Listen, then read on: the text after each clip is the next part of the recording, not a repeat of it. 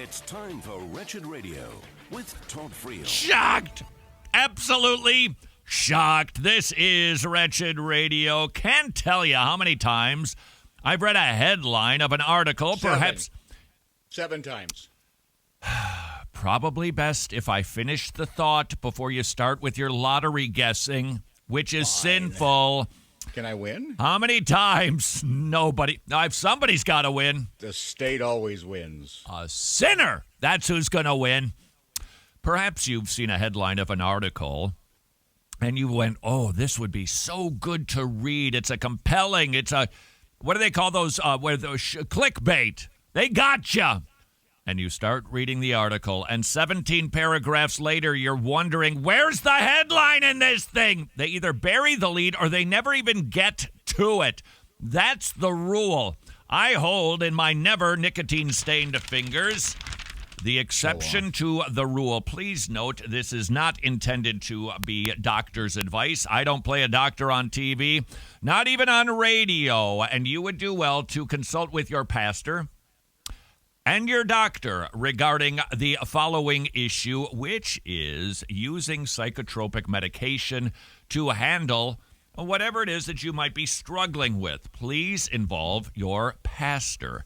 And I think that warning will become very evident, and as far as the necessity of it, when you hear this article, paragraph after paragraph, on point and helpful. We have stated many times here, you'll hear it in Drive-By Biblical Counseling 1 and 2, outstanding resources to help you with your emotional issues.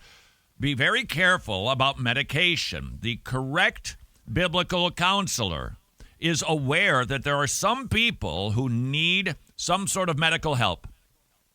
They cannot apply biblical counseling. They can't do it. This is the exception. It is not the rule. But the biblical counselor who is aware that God can provide good gifts through medicine is willing to say, I think we would do well to work with another pastor and with a medical professional to try to figure out how we might be able to get you medication that can get you to apply what we're being told to do in the Bible. That's the wise biblical counselor. But the wise biblical counselor also recognizes that's not nearly as necessary and frequently needed as secularists would prescribe. So we want to make sure we find our balance, and we even want to keep our balance as we read this story from Psychology Today. That's right. What you're about to hear is not from a Christian biblical counseling source. Psychology Today headline on the myth of the chemical imbalance. This is written by an individual who knows whereof he speaks. He has been in psychotherapy for a decade, and he keeps looking for the scientific evidence to support you've got a chemical imbalance. He begins with a quote from Ronald W. Pease, or it's Pies, P-I-E-S. You say, is it Pease as in I-E like Friel, or Pies? Sorry, Ronald, as if you're listening. If it's German, then it would be peas. It'd be peas, yeah.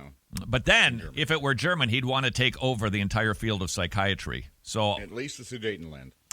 The State University of New York and Tufts University School of Medicine. He's a professor of psychiatry. Quote, I don't believe I have ever heard a knowledgeable, well-trained psychiatrist make such a preposterous claim that patients have a chemical imbalance, except to mock it.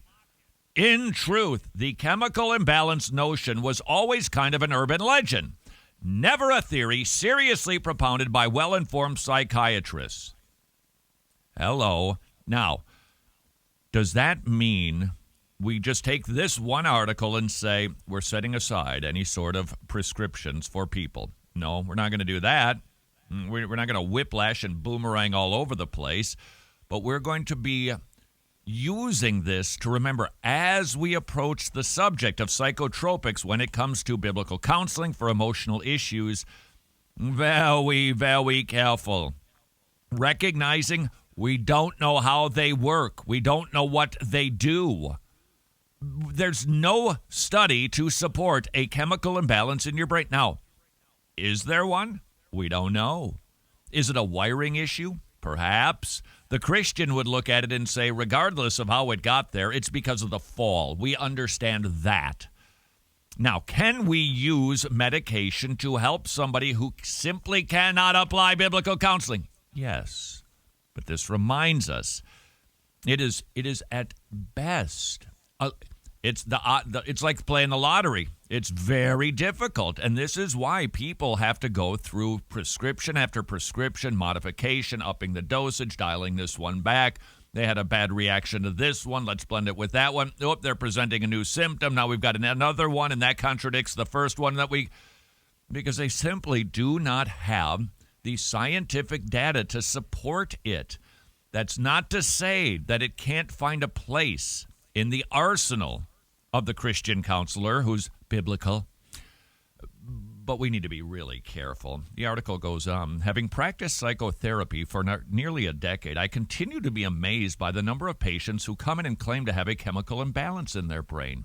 Not only is the chemical imbalance theory of mental disorder unsubstantiated by any empirical research, but it has also been widely and publicly refuted by a number of prominent psychiatrists. You just heard one quote from a German who's taking over not just the psychiatry field, but the entire world. In fact, I found that most militant proponents of the chemical imbalance idea to be non-psychiatrists, like social workers, clinical psychologists, who cling to the theory as a way of validating their status as professionals. Now, this article goes on to ask the question and answer it. Well, why does everybody talk like that? Number one, he said that the people in the 60s, when this conversation started, were basically immersed in Freudian psychology. There's got to be more to it. Furthermore, you won't be shocked at this, Big Pharma, they invented a little something called Prozac. Do believe it was Eli Lilly. They advanced the chemical imbalance theory. Part of the marketing. Now, did they have any data to support it? Nope. Did that keep them from doing it? Not according to this psychiatrist writing the article in Psychology Today.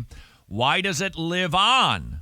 Why do people keep talking like this? And he states it's a simple way of validating and communicating to somebody, you've got an issue. Now, as a Christian, we recognize, of course, we all have issues. That's a no-brainer. Our brains are busted. They need help. The Bible has that help. And medication, on occasion, can support that help. But we know what the secularists do not. It's a sin problem. It's a fall problem. It is a spiritual issue, which is why blending secular psychiatry with Christian counseling is simply this would be like, okay, this should be good. This would be like putting together toast and butterscotch.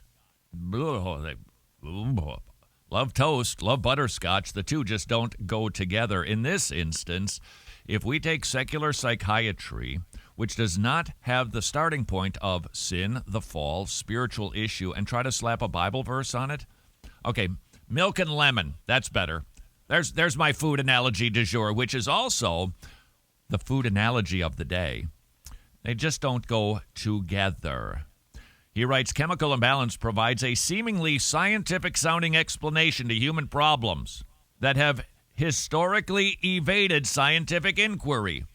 They don't have the ability to do that. Now, please note, about 2 weeks ago here on Wretched Radio, we talked about DNA testing. Hadn't heard about this until recently, haven't thoroughly researched it, which doesn't mean anything to you. If you want to check it out, you should do that thoroughly also, where they do DNA tests, which can be helpful indicators if the prescription of a psychotropic medication is more inclined to work or not. But that doesn't diagnose the problem chemically. That doesn't tell us what's going on in there. Nevertheless, the theory continues to be repeated over and over again. This fellow goes on to say, also, the opportunity for the psychiatric patient to limit responsibility for his condition is a great reason to simply cry, I have a chemical imbalance. Now that we shouldn't point a finger at, because that goes for all of us. It's very difficult. When when we discover, wow, I've got an issue, that I actually have the issue and I'm actually responsible for it, as opposed to, give me a pill, because that's the problem. It allows the person to just straight arm the issue and not have to deal with it.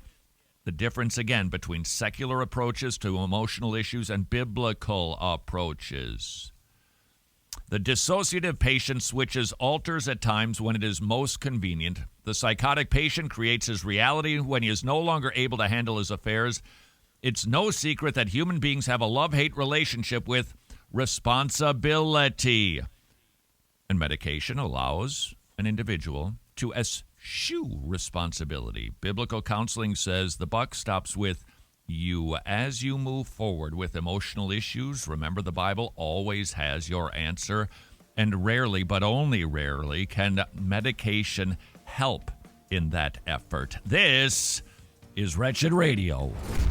Thank you very much for watching one segment. You can listen to 3 more, well, if you can stomach it, for free at wretched.org, iTunes, Android, whatever your listening device is. If you have a plate in your head, you can pick up the program from anywhere around the world, thanks to the ongoing monthly support of our gospel partners. Should you be one of the people who has listened to the program for an extended period of time, meaning more than once, would you please consider becoming a gospel partner so we can continue to proclaim the good news of the gospel? Simply visit wretched.org.